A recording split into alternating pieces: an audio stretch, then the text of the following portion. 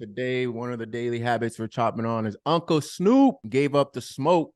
Uncle Snoop. Uncle Snoop gave up the smoke. One of the most famous smokers of all time.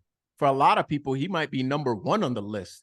You know, for me, he's probably like top three.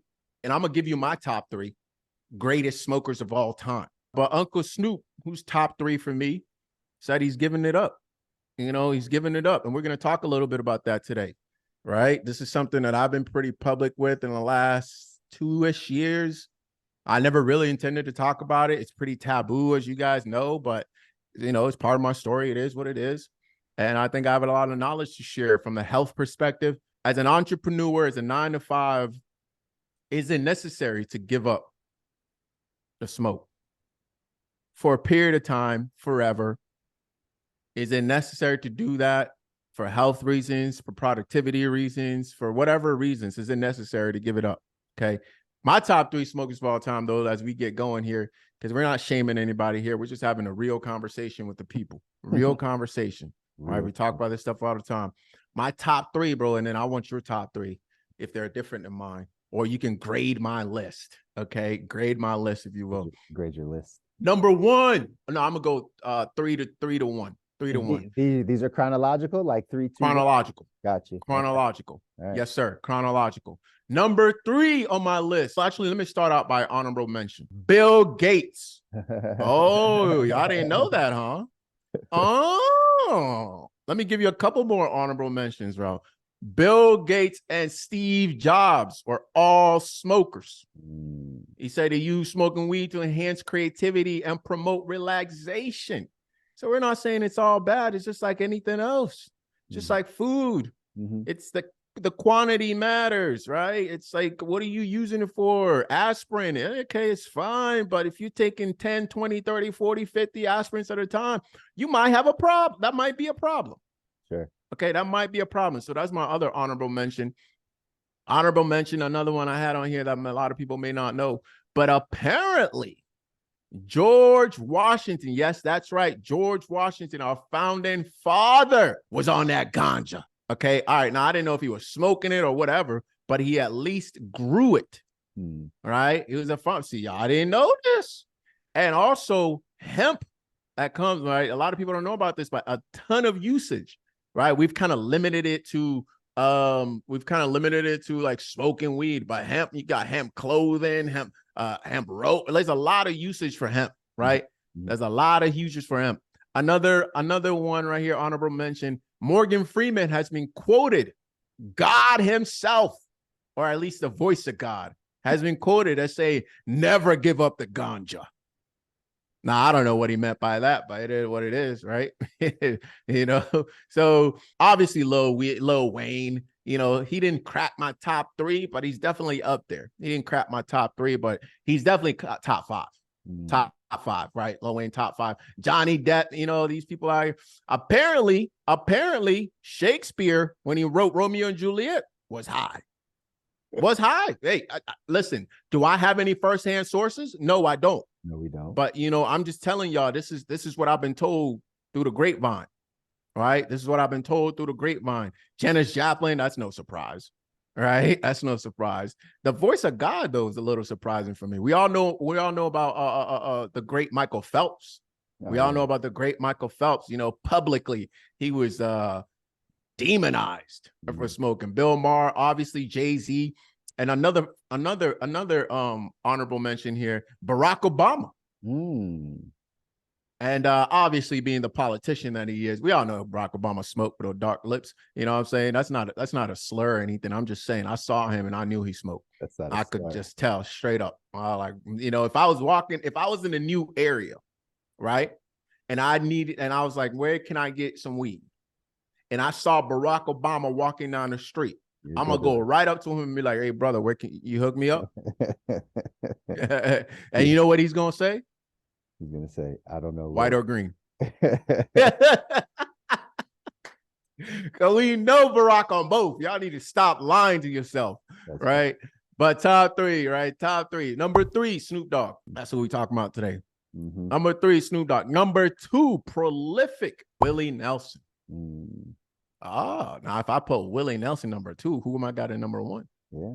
Number 1, you should have known, Bob Marley. Marley. Yeah, Bob Marley. Marley. So he Yeah. said, and that man, that was, as y'all know, that was religion. When you Yeah. smoke the herbs, when you smoke the herb, it reveals you to yourself. Mm. It reveals you to yourself. Interesting stuff right here, right? That is a So we got a solid lot. list. That is a Yeah, solid man. list. Your That is a top. solid list. Nah, I mean, I'll rate your list. I mean, that's an A list. And you gave us some education on the back end or the before part of that, right? Just the George Washington. There's a lot in there that we don't really know, right? But again, the reason why we're having the conversation, yes, that number 3 on your list, Snoop, incited us to have this conversation because he decides to now say, hey, he's quitting smoking, right, altogether, or smoke altogether, right? And now we're having this conversation to say this could start a trend. There could be a lot of things. I mean, we look back and see all the people that have, and now we're at this place and we're saying one of, iconic people that have been smoking for, like you said, 4 decades, right? Now is saying, well, let's slow down, let's stop. One, we had this conversation because there's a bunch of questions that pop up just from a health standpoint of like, where, is this related to his health? Is this related to his family, like seeing something on the health side? Has he tried before? I think we got a little insight that like Snoop has tried before to like stop. And that led us into this conversation of more people out there are dealing with this than I think we're talking about. And more people are dealing with holding on to it and or not being able to kind of communicate where they are with it. And I think that's why we wanted to jump on and have this conversation, is because these are things that we should pay attention to, whether you're an entrepreneur or have a 9-to-5 job. What are you consuming? And if we're specifically talking about weed and talking about, right, what are we doing on our off times or the times that we're in the midst of work? Is it helping us be more productive or not, right? And so I know having these conversations incredibly important. Absolutely. And let's go ahead and let's frame it within what we always talk about, which is health and wealth. And we start with the health piece. I think it's a little bit more obvious, and then we'll go to the wealth piece of things. And that's a little less obvious to some. But let's start with the health side of things. First and foremost, I think a lot of people in my generation kind of grew up believing, and probably generations before, that weed was fairly harmless. Right. It's fairly harmless. Guys, as you know, I've been fairly public in terms of I went a full year completely sober, just to try it out. I didn't necessarily feel like I had an issue at all. I was fairly highly productive, but I wanted to see, can I go to the next level if I let this thing go? Right? Can I go to the next level if I let alcohol go completely, 100%? Can I go to the next level if I let weed, smoking it, edibles, all that stuff go completely? Could I let it, what was the difference? So I gave myself a year. I did that. And then I decided, okay, and I noticed a few things, right? I was definitely more productive. I definitely slept a little bit better. I was definitely less anxious. I didn't think I was anxious before, but I realized that I was a little bit anxious. It was definitely affecting my appetite here and there. Like, I didn't fully pay attention to that, but when I went off, I realized that it was certainly affected. There's a direct connection, guys, to the gut, a direct connection. So all of those things, but I was like, you know what? I wonder if I can just moderate, just be just like, on the weekends or like friends or whatever. And I'll tell you guys this, as I'm coming to the end of year with that, I realized that for me personally, it very quickly went from like a little here to like pretty much where I was. Like, it was pretty quick. It was like old habits, right? Old friends, what people that I knew, family, etc. It was pretty like, oh, okay, back. All right. Oh, he's back. Yeah. Right. It was kind of like that. And again, I was no real issues, no real big issues. Right. So I'm coming up on this year here, and I'm like, okay, I've seen one, I've seen the other. Where should I go from here? Right. Question for you, bro. Like, whoa, I don't like follow-up questions. Go ahead, bro. They're amazing. And that's where we get real context. What month was that it kind of like got right back. Like if you take a whole year, because that's so super commendable. And right, like this is always great, like when we get to talk about this, because not a lot of people hear that, like, you know, you do the work, right? Like all the stuff you talk about, like you do the work. So getting back to like it tapered off and then kind of like went right back to kind of where it was. Time frame? Like, Month one. yeah. It was not that long. Quit. It was month one. Yeah. Month one. Right out the gates, month one. Um, and I think it also kind of matters like what your habits were beforehand. Sure. Right. So month one, it was pretty much Right back. like now my tolerance was a lot better. Right. Right. In the sense of like I didn't need much at all. But in terms of frequency, in terms of using it as relaxation every night, in terms of connecting with friends and family, in terms of all that stuff, was pretty much like right there. Right. So, and I was a little surprised, if you will. I thought it would be a little different. I kind of, I let go because I know myself in the sense like if I make up my mind on something, like I have a pretty high level of discipline compared to most that I've met in that area. Sure.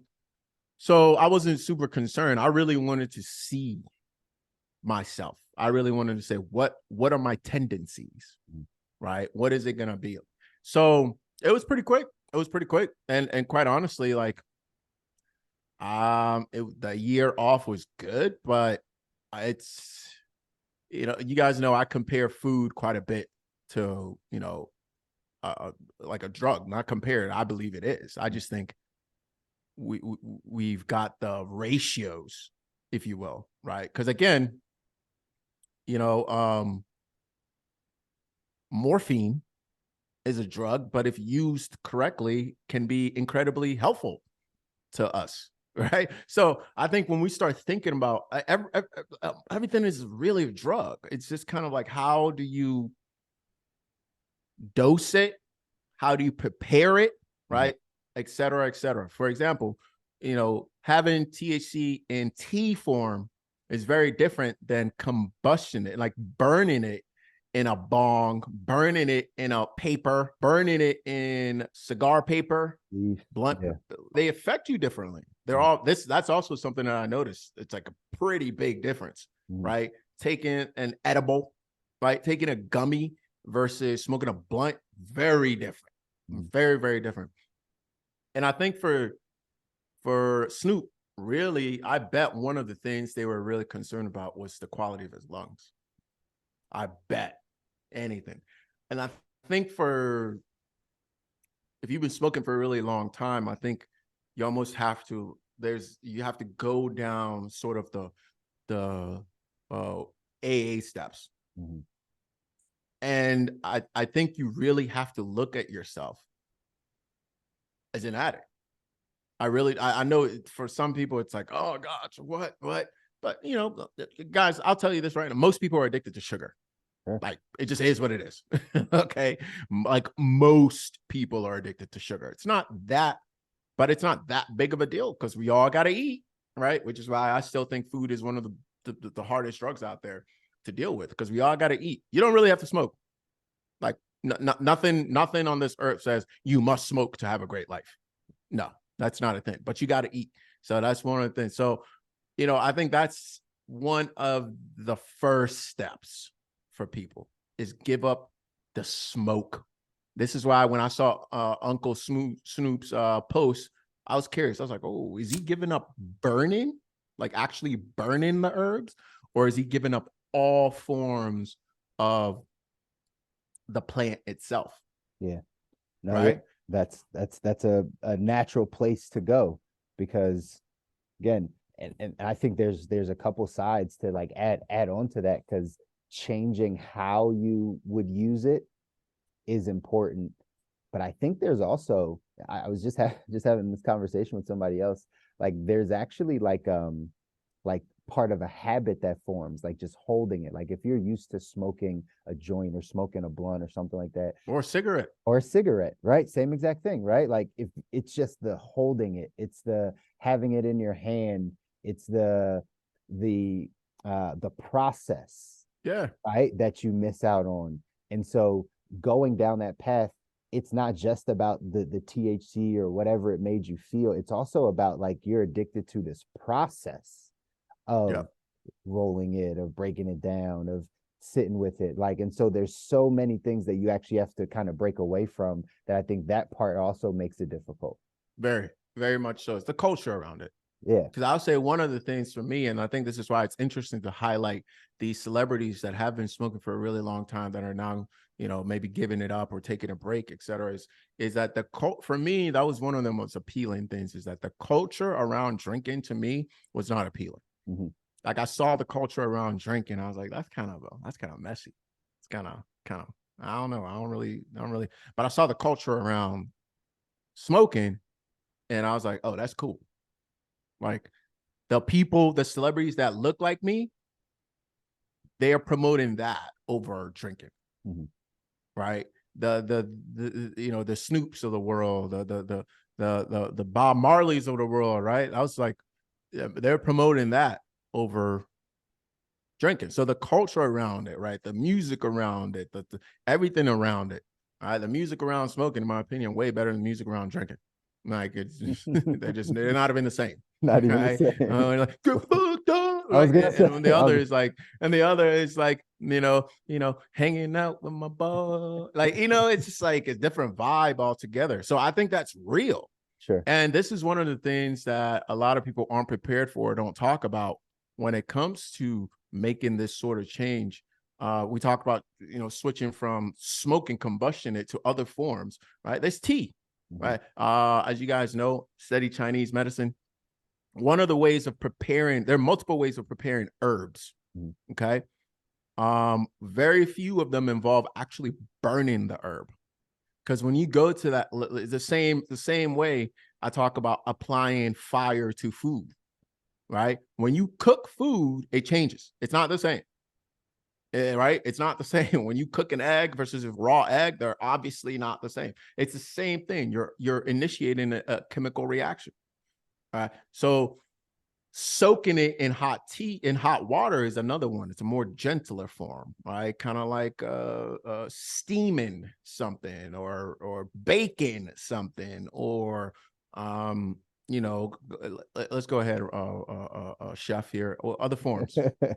Sauteing something, Sauteing, ooh, frying frying, something. deep frying. Yeah. Basting. Yeah, Yeah, the whole basting. I don't even nine. know what that is, man. Basting, Poaching. poaching, There's a lot of right? method. There's a lot of method. Right.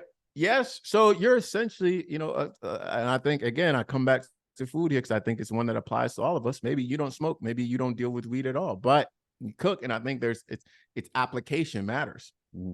Right. Application matters. The more you cook something, the more it changes. Now, whether that's good or bad depends on what article you read, but there's definitely a chemical reaction that's taking place there. All right. So if Snoop says, for the next month, all right, I'm not gonna burn anything, I'm gonna just have teas, or I'm gonna have blah blah. I think there's gonna be like a gradual step down. Because I do also think there's like a fight going on in the body. And just like I encourage people that go into a solid food vacation, a detox of some sorts, that it has to be an airplaning in and an airplaning out process. There has to be an airplaning process of this, right? A heroin addict, you don't just bam, right? There's a process of walking their body down, right? Walking their body down the stairs.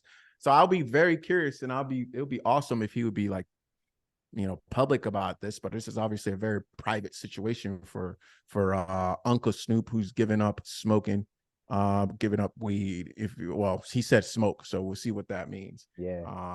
But bro, what do you think in terms of the entrepreneur? Like, what are some pros and cons of the entrepreneur in terms of looking at some of these habits? And guys, we're just talking about one habit, but your habit may be pornography. right? Your habit may be something else. We're not here to shame. We're here to be real, right? Your habit may be fucking eating too much Dunkin' Donuts, right? I don't know what your habits are. Yeah. I don't know what they are, but they're very similar. Yeah. Right? Now, if we're looking at how do you design the life that you don't need a break from, well, we obviously have to talk about this stuff because it affects not just our health, but it also affects how we spend our time and the people that we have around us and what we think about and what we do on a day-to-day basis and what we spend our money on and what we like. It's the underlying foundation, right? That's why they say money highlights these things. It doesn't, right? Right. Doesn't Snoop change. don't have to answer to nobody at this point in his career, right? So what is the piece? What is it that's not working for him anymore? Right? I'm curious. So we talk about going from the left side of the cash flow quadrant where you're an employee or you're self-employed to the right side of the quadrant. And, you know, unless you're born on third base or fourth base or you hit something, a lucky hit or so, for most of us to get from the left to the right, we got to improve some habits because we got to audit our time. How are we spending our time? We're got to audit how are we spending our money. We got to audit how are we spending our energy, which I think is one of the most important things here. That was one of the biggest things I noticed as well, bro, is my energy change was pretty drastic. Right. My sustained energy was drastic. Right. So pros and cons, bro, about dealing with these here habits, particularly on the weed side. As an entrepreneur or corporate athlete that's 9 to 5 and trying to essentially go over to the right side of the quadrant. Yeah, absolutely, man. Like this is just the conversation about habits, getting over to the right side of the quadrant, being able to design a life you don't need a break from, right? That is going to force you to take ownership of your life, of yourself, of every area.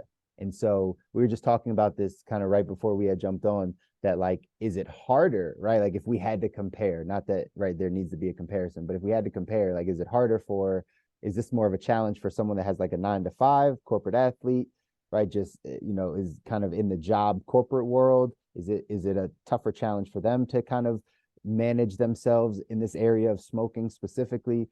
Or is it a little bit harder for the entrepreneur, for the person that has their 24 hours to themselves and can maneuver? Is it a little bit more of a struggle or a challenge for them, right? And so not that it has to compare, but I definitely know that, or I believe it's more of a struggle for the employee, specifically because they're not always aware of how to audit their time, of where their productivity is, of where their ideal life needs to be, because they're in this kind of employee work world. The benefit of coming over to the entrepreneur side is you become 100% more aware of all of the stuff, of where your time is going, like you said, where your energy is being spent, how productive you are, because literally as an entrepreneur, your productivity will determine how much money you make, right? All of those types of things. Then you start understanding the role that your health plays, right? An entrepreneur, I believe, I don't know if you believe the same thing, and maybe, I mean, I'll ask you, like, do you believe that an entrepreneur cares a bit more about their health than an employee overall? No, because I don't look at whether they're an entrepreneur or an employee. I look at the person. Right. Right. I think it depends on the person. Got I it. think there are entrepreneurs who fall in that category, and I think there are employees who fall. I know employees that are hella disciplined. For sure. I know employees that they've got their stuff together a lot more than a lot of entrepreneurs I know. So to your point earlier, I think it really just comes down to your habits. Right. I don't if whether you're an employee or an entrepreneur. I think it really comes down. So we got to speak to the entrepreneur, right, that is struggling with their business but doesn't realize it's a result of their habits. of their habits, or the employee who wants to move over to be an entrepreneur, right? But they say, I don't have enough time. Really, it's they need to look at their habits and audit how they're spending their time, right? So I think it applies to both. And I think this is just a strict conversation about habits. And if you want to be successful on the left-hand side of the quadrant, you got to look at your habits. If you want to be successful moving over to the right side of the quadrant, you got to look at your habits. So I actually divide it in terms of just straight foundational habits, straight up. And guys, when I talk about health, you know, we unfortunately limit the health talk to counting calories, tracking macros, and lifting weights. To me, that's like 2% of the conversation, right? 2% of the conversation. We got to look at, what do you do on a day-to-day basis? You tell me that. Tell me, give me an audit of your time, and I'll tell you exactly what your health is. Yeah. Tell me what you do. Tell me what you do. What do you eat? What do you consume? Not just on television, not just on food, but what do you watch? Right? You a big Snoop fan? Chances are you probably might smoke at some point in your life. Right. Right. Right. I started out, I was a big Bob Marley fan. Chances are you probably, like, it's what I was consuming. Right.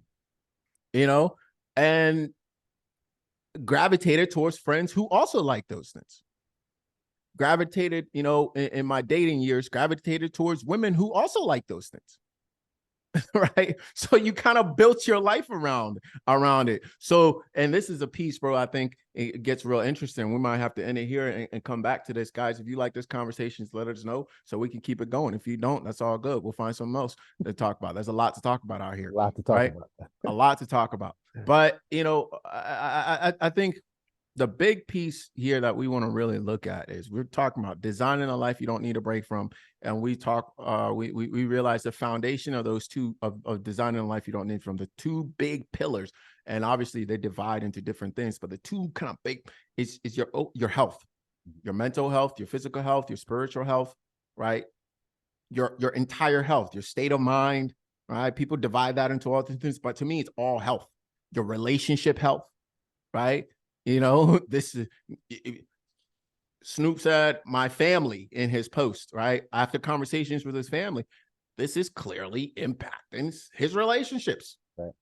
And quitting is going to impact his relationship. Think about how many people around Snoop are around Snoop and they smoke with Snoop. Right. They're going to be people there who all of a sudden now they got to look in the mirror and be like, oh, shoot, Unc Snoop giving it up.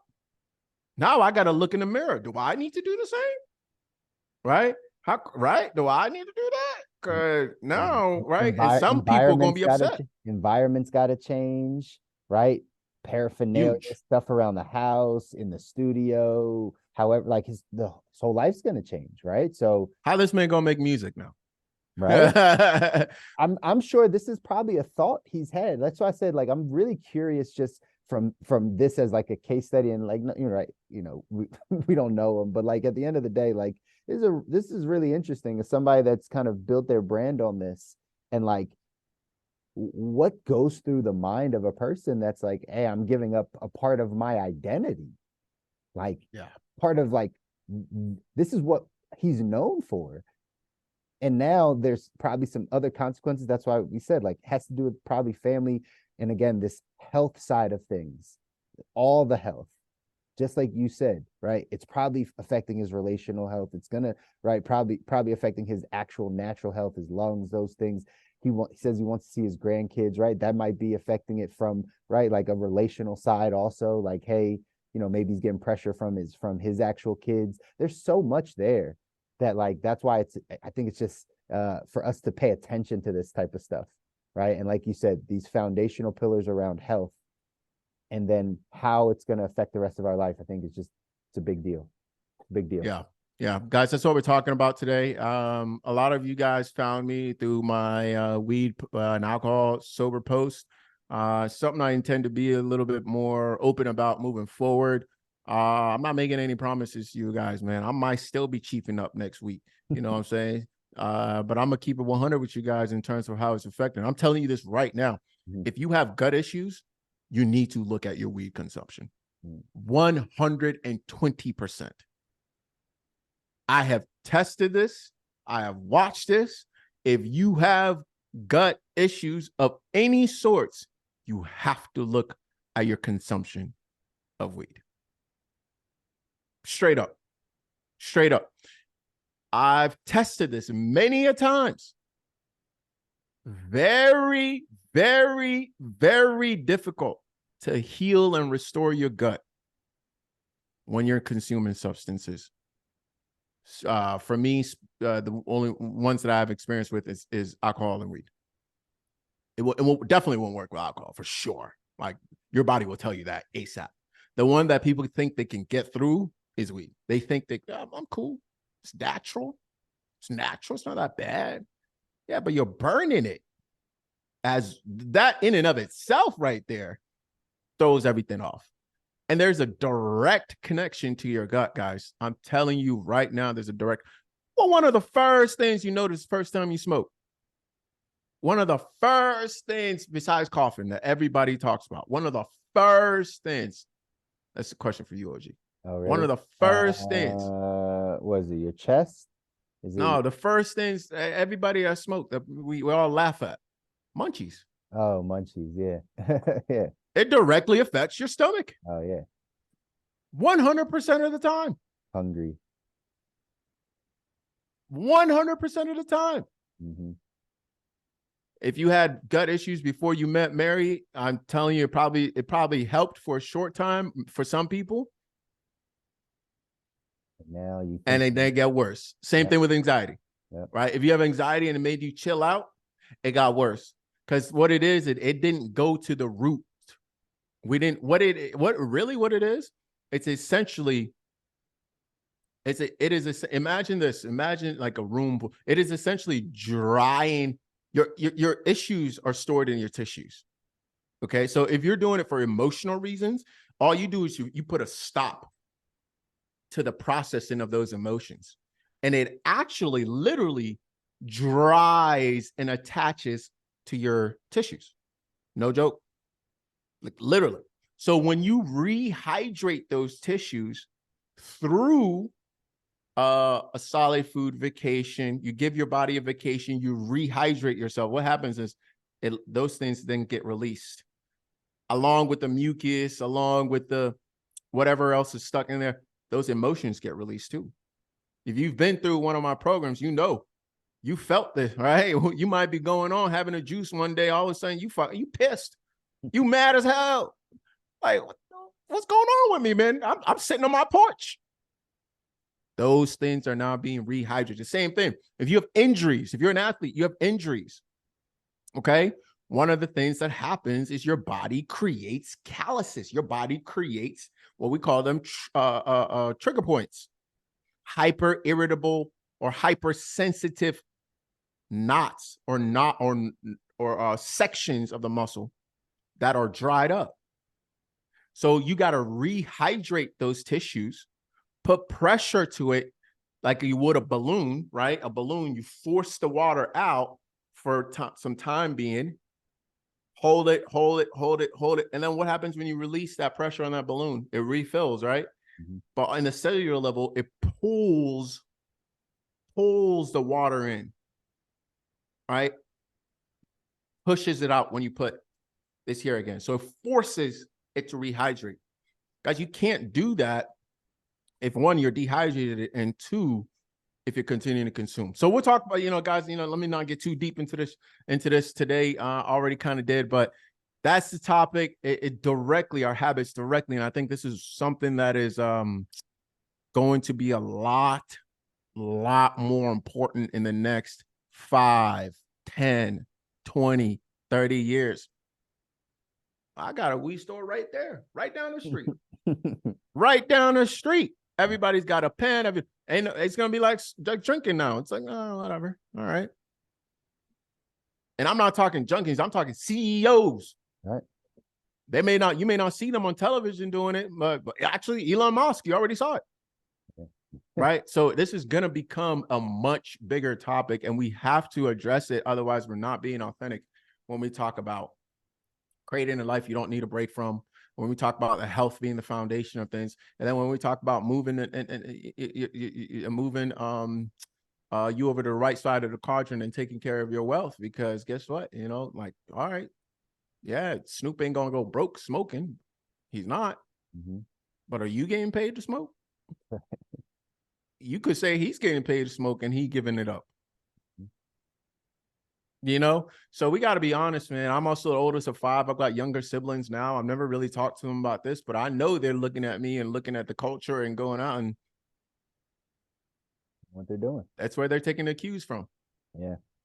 That's why the conversation's important, y'all. Again, foundationally here for the good life, right? We're always talking about health and wealth, and this is a major conversation, just like could be said, right? This is a major conversation that's going to pop up, that's going to keep rearing its head. It's an emerging conversation because a lot of people are going to deal with it, and just understanding the struggles, what needs to happen, right? Really getting aware of what's going on with our addictions and the things that we are really drawn to, or that's really pulling us, and how do we take back control of those things? Because right outside of financial freedom and outside of time freedom and location freedom, you want to have personal freedom, right? You want to be free from things. You don't want to have those things that pull on you, that overtake you, right? It's being able to control those things. So that's why fasting is important, right? That's why, right, understanding and educating and getting awareness around things is important, so we can actually get to designing that life we don't need a break from. That's really the whole thing, right? And so we're gonna take a heavy approach in our health, do the exact same things in our financial life, get super aware, dive into why you spend money the way you spend money. Money is run by our habits and our emotions. So we just talked about this foundational thing of habits, and that's probably going to be our first foundational thing that we talk about when we get back to recording. We talked about foundations, ending the year on foundations. Probably should have a whole episode on just habits, right? Just habits. But the habits that you have in your health, the habits that you start to have in your financial life are going to be what actually reflect to you in 2, 3, 4 years. So we got a lot of work to do. And again, we're all on the journey together. We're all headed in the direction of designing our ideal life. We know sometimes we just need a community. We just need more people to have these conversations around the things that are the most important. So again, you're here with us in the Facebook group, Health and Wealth for Busy Professionals. These are more of the conversations we're having and we want to have. You're over here on Instagram watching us. Again, jump into the Facebook group. That's where you get a lot of these conversations and more of our community to be able to interact. But we want to have more of this type of stuff with you guys. Big time. Appreciate you guys joining us. Thank you for your time this time, and until next time, peace. Later, y'all. Thank you for tuning in to another episode of The Good Life. If you enjoy this episode, please take a moment to subscribe and like our channel. If you have any feedback or suggestions for future episodes, please leave us a comment down below. If you're listening to the podcast audio version, we appreciate you just as much. Thank you for tuning into The Good Life Show. We believe that everyone has the potential to live their best life, and we hope our show helps you get that one step closer to achieving your goal. If you know someone who would benefit from our show, please share it with them, and thank you for your continued support. That's it for another week's episode here on The Good Life. We'll see you next week for another inspiring conversation.